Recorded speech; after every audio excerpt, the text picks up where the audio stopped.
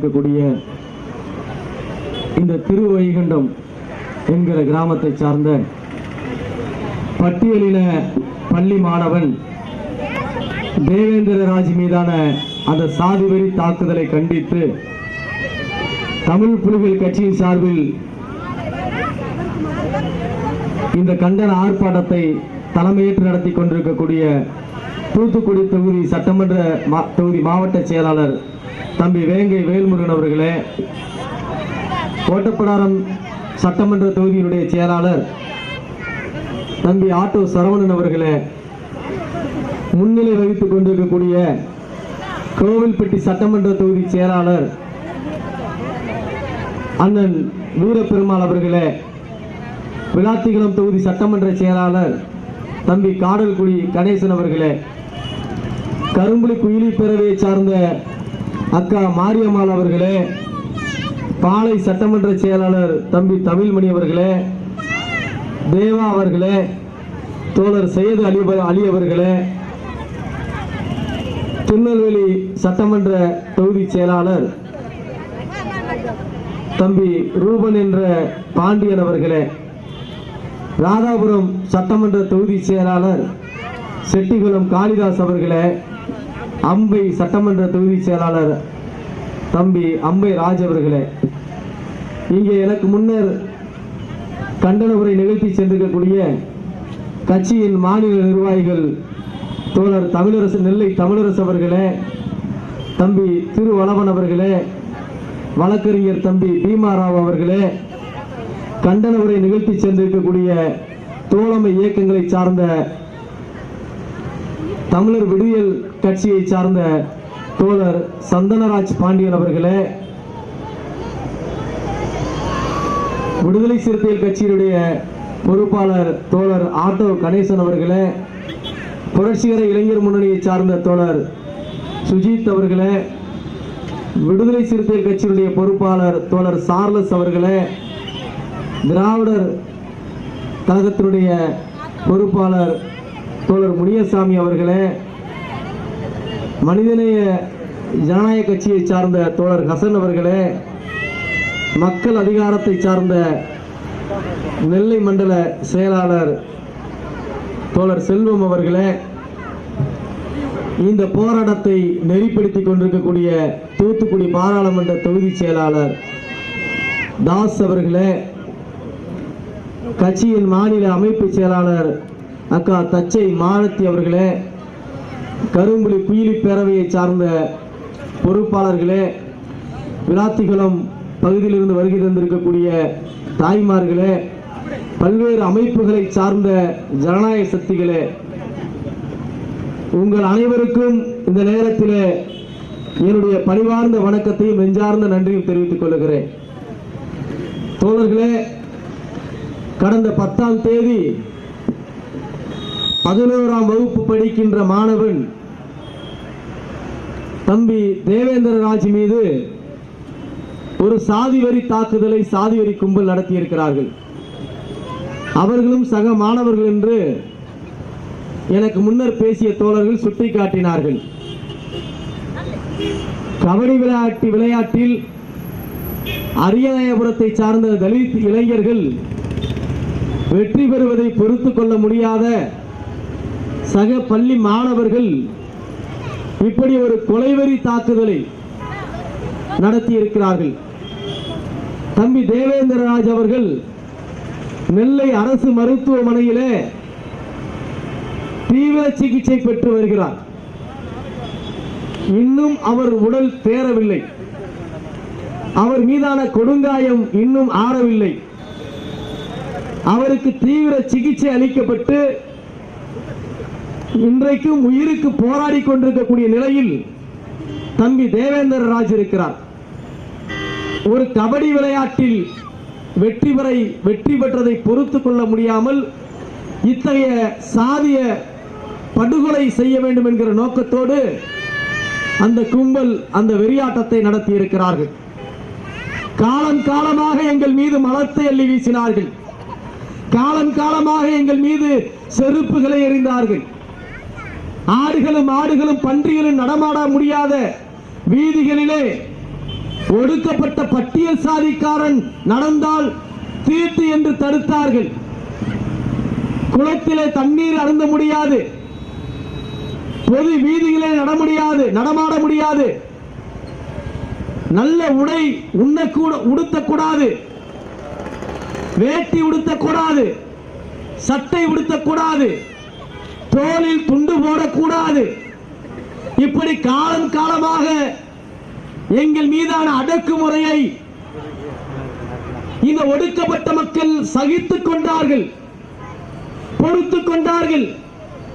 ஆனால் ஒரே ஒரு முறை ஒரு இளைஞன் கபடி விளையாட்டிலே வெற்றி பெற்றதை இந்த கும்பல் பொறுத்துக் கொள்ளவில்லை என்று சொன்னால் நாங்கள் எத்தனை ஆண்டுகளாக இந்த சாதிய கொடுமைகளை சகித்துக் கொண்டிருக்கிறோம். ஒரே ஒருவனை நாங்கள் வெற்றி பெற்றதற்காக நீ ஒருவனை படுகொலை செய்ய முயற்சி செய்கிறாய் என்று சொன்னால் பல்லாயிரக்கணக்கான மக்களை நாங்கள் சாதி வெறியாட்டத்தால் பலி கொடுக்கப்பட்டிருக்கிறோம், பல்வேறு அவமானங்களை சந்தித்து இருக்கிறோம். ஆனால் எங்களிடம் சகிப்புத்தன்மை இல்லை என்று சொன்னால் நாங்கள் எத்தனை படுகொலைகளை நாங்களும் அரங்கேற்றி இருக்க வேண்டும், நாங்களும் எத்தனை திருப்பி தாக்குதல்களை நடத்தி இருக்க வேண்டும். ஆனாலும் சரணாலயத்தின் மீது நம்பிக்கை வைத்து, சட்டத்தின் மீது நம்பிக்கை வைத்து இந்த ஒடுக்கப்பட்ட மக்களின் விடுதலைக்காக போராடி கொண்டிருக்கிறோம். ஜனநாயகத்தின் வழியில ஆண்டுதோறும் வன்கொடுமை தடுப்பு சட்டத்தை தீவிரப்படுத்த வேண்டும் என்று சொல்லிக்கொண்டே இருக்கிறோம். ஆனால் எங்கள் மீதான சாதி வெறியாட்டங்கள், வன்கொடுமைகள் தீவிரமாகிக் கொண்டிருக்கிறது, எங்கள் மீதான அடக்குமுறைகள் தீவிரமாகிக் கொண்டிருக்கிறது. தோழர்களே, ஓட்டலிலே இன்றைக்கும் உணவு அருந்த முடியவில்லை. சக்கிலியனுக்கெல்லாம் நாங்கள் எப்படி உணவு பரிமாறம் செய்வது? சக்கிலியன் எல்லாம் பொது வீதியிலே, பொது கடைகளிலே உணவு அருந்த வந்து விட்டானா என்கிற சாதி கொழுப்பு சாதி வெறியர்களுக்கு நாள்தோறும் கூடிக்கொண்டே போய் கொண்டிருக்கிறது. இதை தடுக்க வேண்டிய, சட்டம் ஒழுங்கை பாதுகாக்க வேண்டிய காவல்துறை வன்கொடுமை தடுப்பு சட்டத்தை பற்றி எந்த அக்கறையும் இல்லாமல் செயல்பட்டுக் கொண்டிருக்கிறது. ஒடுக்கப்பட்ட மக்களுடைய குமுறல் மீதான அந்த அவர்களை பாதுகாப்பதற்கு காவல்துறையோ நிர்வாகத்துறையோ எந்த ஒரு அக்கறையும் காட்டாமல் இருந்து கொண்டிருக்கிறது. அதனால்தான் இன்றைக்கும் இத்தனை படுகொலைகள் ஒருபுறம் எரிந்து கொண்டிருக்கிறது. இந்த நாடே சாதியால் எரிந்து கொண்டிருக்கிறது, சாதி வெறியால் எரிந்து கொண்டிருக்கிறது, மதவெறியால் எரிந்து கொண்டிருக்கிறது. நெல்லை மாவட்டமும் தூத்துக்குடி மாவட்டமும் மெல்ல மெல்ல மணிப்பூராக மாறிக்கொண்டிருக்கிறது. இதை அணைப்பதற்கு போராடி கொண்டிருக்கிறோம், இதை தடுப்பதற்கு போராடி கொண்டிருக்கிறோம். ஜனநாயகத்தை பாதுகாப்பதற்கு தமிழ் புலிகள் உள்ளிட்ட ஜனநாயக சக்திகள் போராடி கொண்டிருக்கிறோம். ஆனால் இன்னொரு புறம் இந்த ஜனநாயகத்துக்கு எதிரான சக்திகள், பாசிச சக்திகள், பாரதிய ஜனதா கட்சி, RSS சங் பரிவார கும்பல், நாம் தமிழர் கட்சி போன்ற மதவெறி சாதிவெறி அமைப்புகள் எல்லாம் இந்த சாதி வெறிக்கும் மதவெறி ஆட்டங்களுக்கும் உரம்போடு விதமாக நாள்தோறும் ஒவ்வொரு கருத்துக்களை பேசிக் கொண்டிருக்கிறார்கள். நம்முடைய தோழர்கள் சொன்னார்கள், முதலமைச்சர் ஏன் ஆறுதல் சொல்லவில்லை? தூத்துக்குடி மாவட்டத்தை சேர்ந்த 3 அமைச்சர்கள் இருக்கிறார்களே, அவர்கள் ஏன் ஆறுதல் சொல்லவில்லை என்று கேட்டார்கள். ஆறுதல் சொல்ல வேண்டும். நிச்சயமாக ஆளும் கட்சிக்கு அந்த கடமை இருக்கிறது. அதை கண்டிப்பதோடு நாள்தோறும் திமுக அரசு மீது குற்றம் சொல்லுகிற எடப்பாடி பழனிசாமி இந்த தம்பி தேவேந்திர ராஜ் மீதான தாக்குதலுக்கு எந்த இடத்திலும் ஆறுதல் சொல்லவில்லை. ஏன் என்று நாம் எண்ணி பார்த்திருக்கிறோமா? திராவிட மாடல் அரசை நாள்தோறும் குறை சொல்லுகிற அண்ணாமலை எத்தனை ஊழல் குற்றச்சாட்டுகளை அடுக்கிக் கொண்டே போகிறார். பெரியார் மீது விமர்சனம் வைக்கிறார்கள். ஆனால் அண்ணாமலை தம்பி தேவேந்திர ராஜுக்காக ஒரு ஆறுதல் சொன்னதுண்டா? அல்லது நரேந்திர, அவர் பேர் நரேந்திரன், நயினார் நாகேந்திரன், அவர் ஒரு ஆறுதல் சொன்னதுண்டா? அல்லது தமிழிசை சவுந்தரராஜன் இந்த சாதிவெறி தாக்குதலுக்கு ஒரு கண்டன அறிக்கை கொடுத்ததுண்டா? எதுவும் பேசவில்லை தோழர்களே. அப்படி என்று சொன்னால் இந்த சங் பரிவார கும்பல் சாதி வெறியாட்டங்களை ஊக்கப்படுத்திக் கொண்டிருக்கிறது. இன்னொரு புறம் கப்பு இது சீமான் இன்றைக்கு நானும் கம்யூனிஸ்ட் தான் சொல்றாரு. முதல்ல சீமானுக்கு முதல்ல இந்த இடத்துல ஒரு பதிவு செய்ய கடமைப்பட்டேன். கம்யூனிஸ்ட் யாருன்னு தெரியுமா? போலீஸை கண்டால் அஞ்சி ஓடுகிறவன் கம்யூனிஸ்ட் அல்ல. ஒரு காவல் நிலையத்துக்கே 10,000 பேர்களோடு போகிறவன் கம்யூனிஸ்டாக எப்படி இருக்க முடியும்? சீமானை பார்த்து நான் கேட்கிறேன். அங்க இருக்கக்கூடிய சென்னையில வலசரவாக்கம் காவல் நிலையம் ஒரு சமன் அனுப்புது.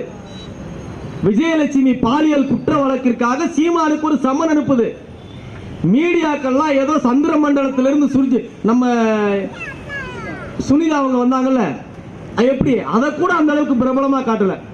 ஆனா சீமான் எப்படா அந்த காவல் நிலையத்துக்கு வலசரவாக்க காவல் நிலையத்துக்கு வருவாங்கன்னு அப்படி கண்குத்தி கழுக அங்க போ மீடியாக்கெல்லாம் அப்படி இருக்கு.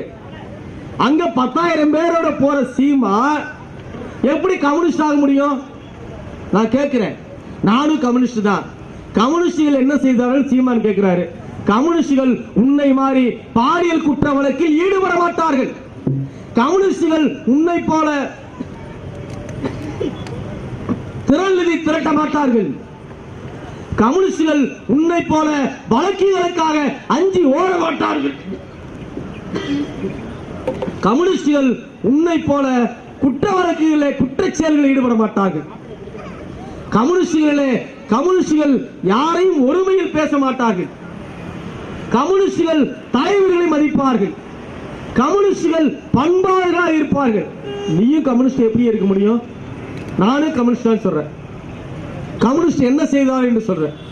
இன்றைக்கு சீமான் போன்றவர்கள் இந்த குடிப்பெருமையை பேசி பேசி ஊக்கப்படுத்தியதன் விளைவாக இன்றைக்கு பள்ளி மாணவர்களிடத்தில் சாதி வெறியாட்டம் தலைவிரித்தாடுகிறது. முதல்ல கைது செய்ய வேண்டும் என்று சொன்னால் தமிழ்நாடு காவல்துறை சீமானை கைது செய்ய வேண்டும். எச் ராஜாவை கைது செய்ய வேண்டும். RSS பிஜேபி கும்பலை தடை செய்ய வேண்டும். யாரெல்லாம் சாதி வெறியாட்டத்தோடு சாதி வெறியை ஊக்கப்படுத்துகிறார்களோ அவர்கள் மீது இரும்பு கரம் கொண்டு ஒடுக்க வேண்டும். ஆனால் அவர்களுக்கெல்லாம் ஊடகங்கள் வெளிச்சம் காட்டுவதை தவிர்க்க வேண்டும் என்பதுதான் இந்த இடத்திலே பதிவு செய்ய கடமைப்பட்டிருக்கிறோம் தோழர்களே. இன்றைக்கு விளாத்திகுளத்திலிருந்து பகுதியிலிருந்து மக்கள் வந்திருக்கிறார்கள். புதூர் ஒன்றியத்திலே சுப்லாபுரம் என்கிற அந்த கிராமம், சுப்லாபுரம், மணிக்காரப்பட்டி, முத்துச்சாமிபுரம்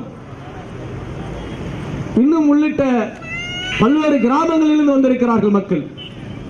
நாங்கள் என்ன கேட்கிறோம்? இன்னைக்கு தமிழக அரசு பல்லாயிரம் கோடி நலத்திட்டங்களை வழங்கி இருக்கிறது. தமிழக அரசு அதில் பல்வேறு நல்ல அறிவிப்புகளை செய்து வழங்கி இருக்கிறது. பெற்றோரை இழந்த குழந்தைகளுக்கு அவர்கள் 18 வயது வரை பள்ளி படிப்பு தொடருவதற்கு மாதம் 2000 என்கிற அந்த தாயுள்ளத்தோடு அந்த நல்ல திட்டத்தை தமிழக அரசு வழங்கி அறிவித்திருக்கிறது, பாராட்டுகிறோம். ஆனால் இன்றைக்கும் இந்த தூத்துக்குடி மாவட்டம் விளாத்திகுளத்தை சுற்றி இருக்கக்கூடிய கிராமங்களிலே பட்டியல் சமூக மக்கள் பன்றி தொழுவங்களிலே வாழ்வதைப் போல வாழ்ந்து கொண்டிருக்கிறார்கள். பன்றிகள் வாழ்வதற்கு கூட ஒரு தொழுவம் இருக்கிறது. ஆனால் பட்டியலின மக்கள் வாழ்வதற்கு சரியான குடியிருப்பு இல்லை. அவர்கள் குடிப்பதற்கு நல்ல குடிநீர் இல்லை, நடப்பதற்கு சாலை இல்லை, ஒதுங்குவதற்கு கழிப்பறை இல்லை. தமிழ் புலிகள் கட்சி தொடங்கிய காலத்திலிருந்து போராடி கொண்டிருக்கிறோம். இன்றைக்கும் பேசிக்கொண்டே இருக்கிறோம். அடிப்படை உரிமைகளுக்காக பேசிக் கொண்டிருக்கிறோம். நாட்டில் எதற்காக போராடி கொண்டிருக்காங்க. ஆனால் இன்றைக்கும் அடிப்படை உரிமைக்காக போராடுகிற ஒரு நிலை. நாம் என்னதான் கோடிக்கணக்காக நிதி ஒதுக்கினாலும், பட்டியல் மக்களின் நலன்களுக்காக எத்தனை கோடி ஒதுக்கினாலும் இன்னும் பட்டியலுடைய மக்களுடைய வாழ்க்கை அடிப்படை உரிமை இன்னும் முழுமை பெறவில்லை என்பதை தமிழக அரசு புரிந்து கொள்ள வேண்டும் தோழர்களே. இங்க இருக்கக்கூடிய மாவட்ட நிர்வாகம் புரிந்து கொள்ள வேண்டும். மாவட்ட நிர்வாகம் உடனடியாக அந்த விளாத்திகுளம் வட்டார தலித் மக்களுடைய பிரச்சனையை தீர்க்கவில்லை என்று சொன்னால் தமிழ் புலிகள் இந்த போராட்டத்தில் அறிவிக்கிறோம், விளாத்திகுளம் தாலுகா நிர்வாகம் உடனடியாக அந்த மக்களுடைய பிரச்சனையை தீர்க்க வேண்டும். இல்லை என்று சொன்னால் போராட்டம் மிகப்பெரிய அளவில் விளாத்திகுளம் வட்டாட்சியர் அலுவலகத்தை முற்றுகையிடுகிற அளவிற்கு தமிழ் புலிகள் போராட்டங்களை முன்னெடுப்போம் என்பதை இந்த இடத்திலே தூத்துக்குடி மாவட்ட நிர்வாகத்துறைக்கு தமிழ் புலிகள் எச்சரிக்கை விடுகிறோம். இன்றைக்கு நாள்தோறும் ஒவ்வொரு அறிவிப்புகள் வந்து கொண்டிருக்கு. தமிழ்நாட்டில் எத்தனை சட்டமன்ற உறுப்பினர்கள் இருக்காங்க. நான் கேட்கிறேன், பிஜேபி காரனோ ஆர்எஸ்எஸ் காரனோ இந்த தூத்துக்குடி மாவட்டம் நெல்லை மாவட்டத்தில் தொடரும் சாதிய படுகொலைக்கு ஏதாவது ஒரு தீர்வை சட்டமன்றத்தில் சொன்னதுண்டா? ஆனால் அந்த தீர்வை சொல்வதற்கு கூட ஒரு பட்டியல் சமூகத்தை சார்ந்த சட்டமன்ற உறுப்பினர் தான் அங்கே பேச வேண்டிய தேவை இருக்கிறது. இன்றைக்கு விடுதலை சிறுத்தைகள் கட்சியினுடைய பொதுச் செயலாளர் பெரும் மதிப்புக்குரிய பண்பாளர் அண்ணன் சிந்தனை செல்வன் அவர்கள் தமிழ்நாட்டின் பொருளாதாரம் தென் திசையை நோக்கி பரவ வேண்டும், தூத்துக்குடி மாவட்டத்தை பொருளாதார மண்டலமாக அறிவிக்க வேண்டும் என்று அண்ணன் சிந்தனை செல்வன் அவர்கள் சொல்லியிருக்கிறார். ஆனால் இதே மாவட்டத்தை சார்ந்த நயினார் நாகேந்திரன் வாயை பற்றி கொண்டு ஊமையாய் சட்டமன்றத்திலே குரங்கு பொம்மையை போல உட்கார்ந்து கொண்டிருக்கிறார். தோழர்களே, நீயும் தூத்துக்குடியில தான் இருக்க, ஆனா உன்னுடைய பார்வை எப்படி இருக்கு? ஆனால் அண்ணன் சிந்தனை செல்வனுடைய பார்வை எப்படி இருக்கு? இந்த தூத்துக்குடி மாவட்டத்தை பொருளாதார மண்டலமாக அறிவித்தால் விளாத்திகுளம் மக்களுக்கு இப்படி அடிப்படை பிரச்சனை தேவை ஏற்படாது. இங்கே நெல்லை மாவட்டத்தில் சாதிய படுகொலைகளை கட்டுப்படுத்துவதற்கான ஒரு வாய்ப்பாக அமையும், தொழிற்பேட்டைகள் அமையும், தொழில் வளங்கள் உருவாகும், பொருளாதாரம் உருவாகும், எல்லோருக்கும் வேலை வாய்ப்புகளை உருவாக்கலாம் என்கிற அந்த தொலைநோக்கு சிந்தனையோடு இந்த பொருளாதார மண்டலமாக தூத்துக்குடி மாவட்டத்தை அறிவிக்க வேண்டும் என்று அண்ணன் சிந்தனை செல்வன் தான் சட்டமன்றத்தில் பேசியிருக்கிறார். தோழர்களே, நிச்சயமாக இன்றைக்கு தொடர்ந்து சாதிய படுகொலைகள் நாங்கள் சந்தேகப்படுகிறோம். இந்த சாதிய படுகொலைகளுக்கு பின்னால் ஸ்டெர்லைட் ஆலை நிர்வாகம் இருக்கிறது என்று சந்தேகப்படுத்துகிறோம், உறுதிப்படுத்துகிறோம். ஏனென்று சொன்னால் ஸ்டெர்லைட் காரன் தான் ஏற்கனவே 1989 இருந்து தென் தமிழகத்திலே சாதிய படுகொலைகளை ஊக்கப்படுத்திக் கொண்டிருக்கிறார். இன்றைக்கு சாதி தலைவர்கள் கூட ஸ்டெர்லைட் ஆலையை மீண்டும் திறக்க வேண்டும் என்று பேசுகிறார்கள் என்று சொன்னால் அதற்கு பின்னால் மர்மம் ஒளிந்து கொண்டிருக்கிறது என்பதை நாம் புரிந்து கொள்ள வேண்டும். இந்த சாதிய படுகொலைக்கெல்லாம் பட்டியல் மக்கள் மட்டும் படுகொலை செய்யப்படவில்லை, சாதாரண பொதுமக்களும் படுகொலை செய்யப்படுகிறார்கள். நேற்றைக்கு கூட ஜாகீர் உசேன் என்கிற ஒரு ஜமாத் நிர்வாகி படுகொலை செய்யப்பட்டிருக்கிறார். பட்டியல் மக்கள் மீதான தாக்குதல் நீண்டு கொண்டே போகிறது. ஒருபுறம் சாமானிய மக்களும் படுகொலை செய்யப்படுகிறார்கள். இங்கே இந்த மண்டலத்திலே சாதி மோதல்கள் உருவாக வேண்டும் என்று ஏகாதிபத்திய கும்பல் விரும்புகிறது. ஆகவே தான் இங்கே ஒரு அமைதியான நிர்வாகத்தை நடத்துவதற்கு இவர்கள் விரும்பவில்லை. ஆகவே இத்தகைய சாதிய படுகொலைகளை தடுப்பதற்கு தமிழக அரசு சிறப்பு கவனம் செலுத்த வேண்டும். வன்கொடுமை தடுப்பு சட்டத்தை நடைமுறைப்படுத்துகிற அக்கறையுள்ள அதிகாரிகளை இங்கே ஆட்சியாளர்களாக காவல்துறை அதிகாரிகளாக நியமிக்க வேண்டும். தேவேந்திர ராஜ் மீதான அந்த நீதி, உரிய நீதி கிடைக்க வேண்டும். இல்லை என்று சொன்னால் தமிழ் புலிகள் கட்சியினுடைய போராட்டம், ஜனநாயக சக்தியுடைய போராட்டம் இன்னும் தீவிரமடையும், வலுப்பெறும் என்பதை சொல்லி இந்த போராட்டத்தை முன்னெடுத்த தூத்துக்குடி மாவட்ட தமிழ் புலிகள் அனைவருக்கும், பல்வேறு கிராமங்களில் வருகை தந்த எங்கள் தாய்மார்களுக்கும் நன்றியை சொல்லி ஒரே ஒரு செய்தியை மட்டும் சொல்ல கடமைப்பட்டிருக்கிறேன்.